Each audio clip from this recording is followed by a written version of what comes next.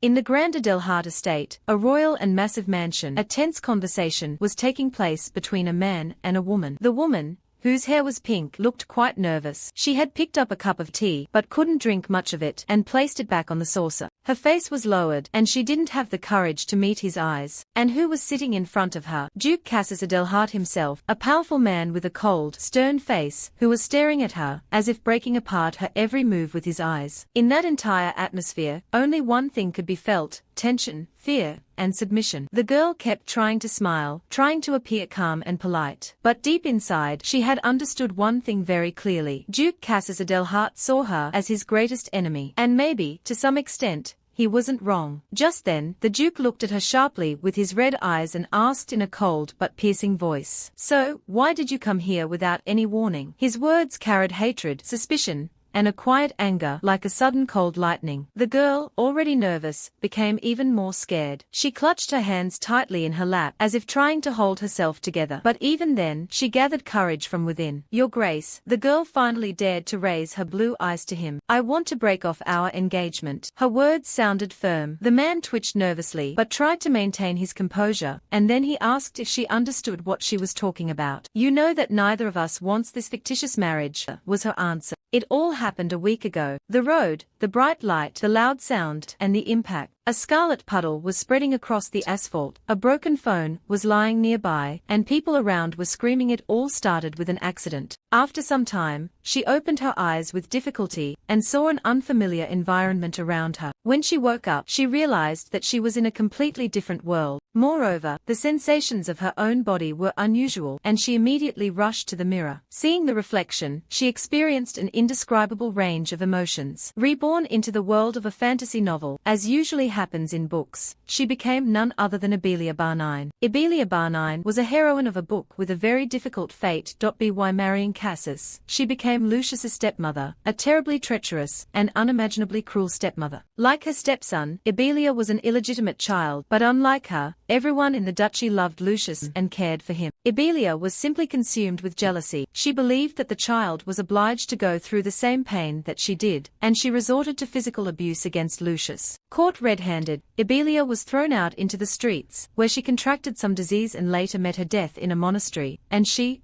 Seo Yunyan, was one of those readers who was delighted that the villain got what she deserved. She's far from the only commentator, so why did she end up in her body? Well, at any rate, Abelia has not yet married Cassius. It is easier to cut off the ends now than after marriage. She is willing to do a lot in order to survive. She is even ready to be nice to young Lucius, but that is not her main problem. The biggest problem is Cassius Adelhart. She doesn't want to marry someone who despises her, and she doesn't need his wealth, because it will turn her life into hell. Lost in thought, the girl reached the right room and made a firm decision. Yes, she will break up with Cassius and build her own life. She will change the course of the original story. "Is this what you want yourself, or the whim of Count Barnine?" the man asked after listening to Abelia, to which she replied that her father was not aware. The Duke rose from his seat, announcing that in that case, the conversation was over. "I'll pretend this conversation never happened. Look at yourself from the outside," the man added, but Abelia didn't give up.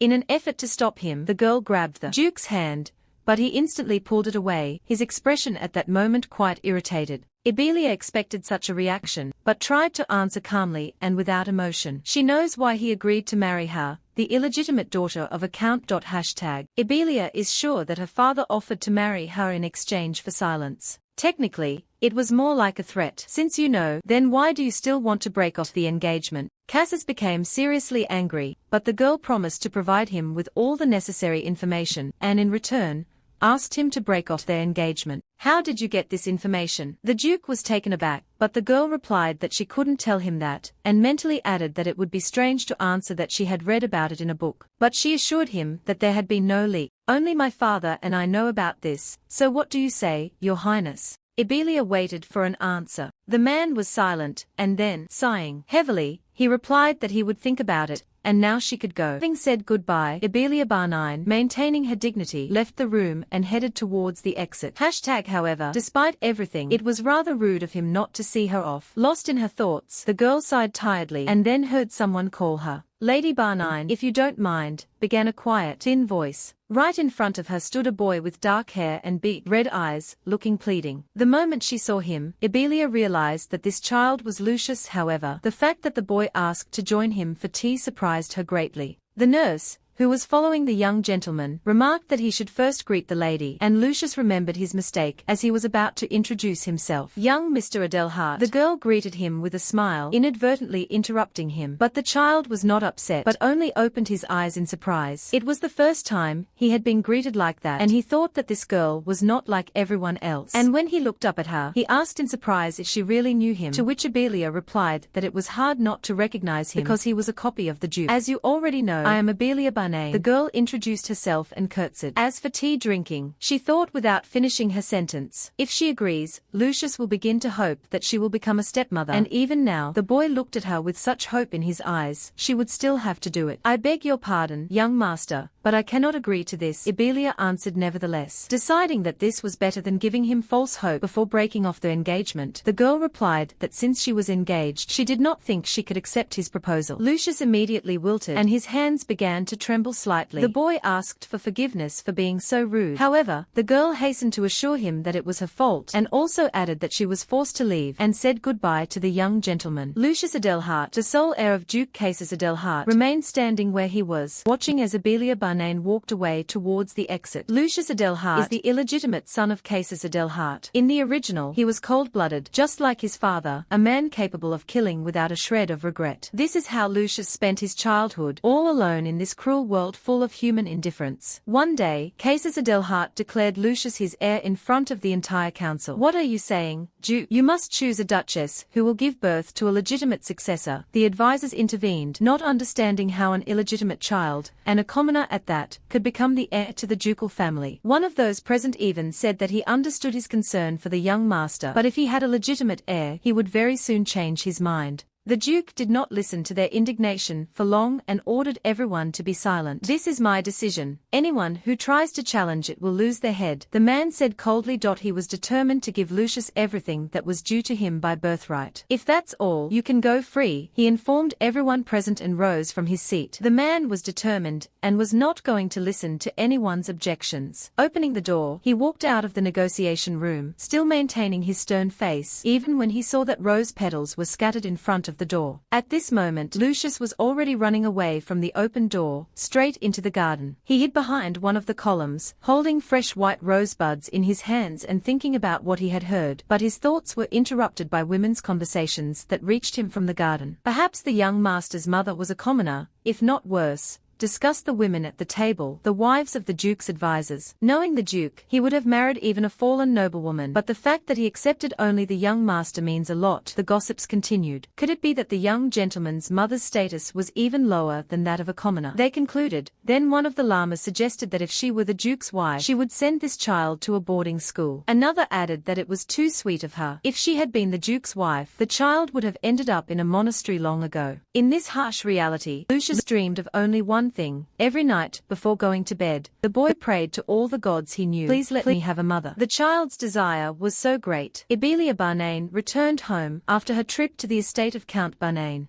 The coachman reported that they were there and helped the lady out of the carriage. The girl couldn't get the image of Lucius out of her head. It looked like he was crying. Maybe she should have agreed at least once. One tea party wasn't so bad. If she weren't in Abelia's body, she could take better care of Lucius. No? What am I thinking about? She immediately pulled herself up short. After all, in this situation, she can only break off the engagement and live her own life. As soon as the girl entered the house, she was already greeted with the question of where she had been. In fact, she was already tired of this whole situation. Besides, this person shouldn't have been in the mansion. I'm asking where you were. Derek Barnane, Abelia's half-brother, was eager to hear her answer. The girl closed her eyes. Did he really go all this way just to anger her? How sweet, if you think about it. Abelia is also a victim. Abelia's mother was a servant in the Barnane's house. She was incredibly beautiful. So one day, she attracted the attention of the count, and soon a pink-haired baby girl, Abelia, was born. Fearing abuse at the mansion, Abelia's mother fled, but soon after, fell ill with the plague. Worried that her daughter would be left alone, she turned to the count. However, upon receiving the letter, he was not at all happy about such news. Crumpling the letter in his hands, he promised himself to kill them both. And soon, he was already heading to the house where Abelia and her mother lived with the intention of doing what he had planned, but until he met his daughter. Having carefully examined the girl, he realized that this child was very similar to her mother and could fetch a high price on the marriage market. Little Abelia, frightened all this time, sat right in front of the count, awaiting her future fate. And the man gave her a choice. She would go with him or stay here, and if she went with him, he would help her mother. Abelia, who essentially had no choice, became a hostage of this mansion.